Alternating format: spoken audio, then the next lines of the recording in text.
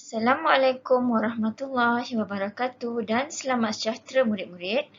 Hari ini kita berjumpa lagi untuk mata pelajaran sains tahun 6 bersama saya Cikgu Aida binti Ahmad.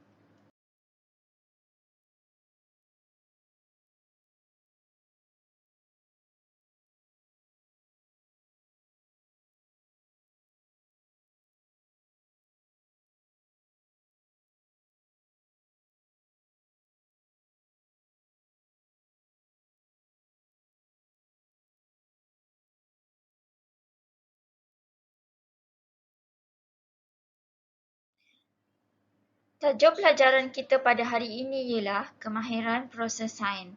Objektif pembelajaran, murid-murid dapat membuat kesimpulan awal yang munasabah bagi satu peristiwa atau pemerhatian dengan menggunakan maklumat yang diperolehi. Kemahiran proses sains yang akan kita belajar pada hari ini ialah yang pertama, membuat inference. Membuat inference ialah proses membuat kesimpulan awal untuk menerangkan sesuatu peristiwa atau objek berdasarkan pemerhatian. Anda perlu menguasai kemahiran ini supaya anda boleh membuat penerangan awal atau kesimpulan awal iaitu hipotesis bagi sesuatu pemerhatian. Anda membuat inference untuk mencari jawapan kepada soalan yang bermula dengan mengapa, bagaimana, nyatakan sebab atau alasan anda. Berdasarkan gambar yang ditunjukkan, kita boleh membuat inference mengapakah murid itu kelang kabut. Mungkin dia telah terlambat pergi ke sekolah. Mari kita lihat contoh yang kedua. Berdasarkan gambar yang diberikan, ikan A lebih besar daripada ikan B. Mengapakah saiz ikan A lebih besar daripada ikan B?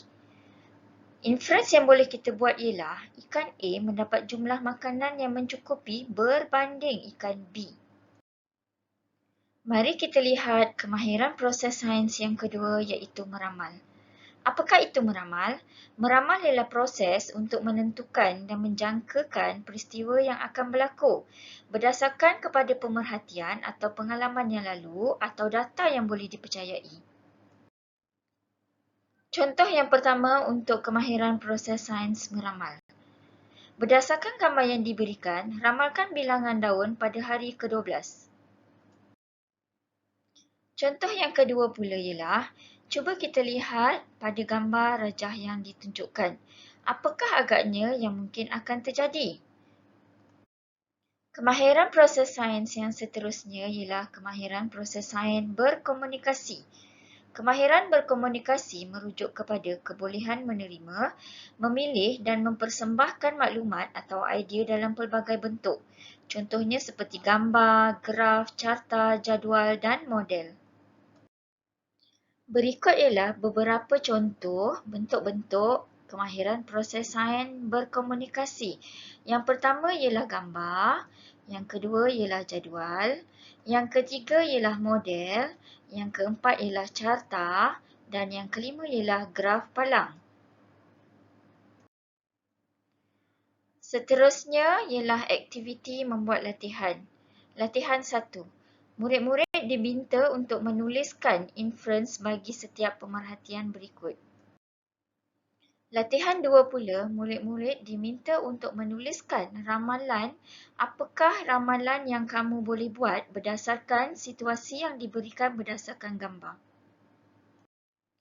Baiklah murid-murid, untuk tugasan latihan 1 dan 2 tadi, kamu diminta untuk menyalin dan menjawabnya di dalam buku sains 1. Dan untuk tugasan yang kedua pula, kamu diminta untuk menjawab soalan di Google Form. Baiklah murid-murid, sekian sahaja untuk pelajaran kita pada hari ini. Selamat belajar dan jumpa lagi. Assalamualaikum. Terima kasih.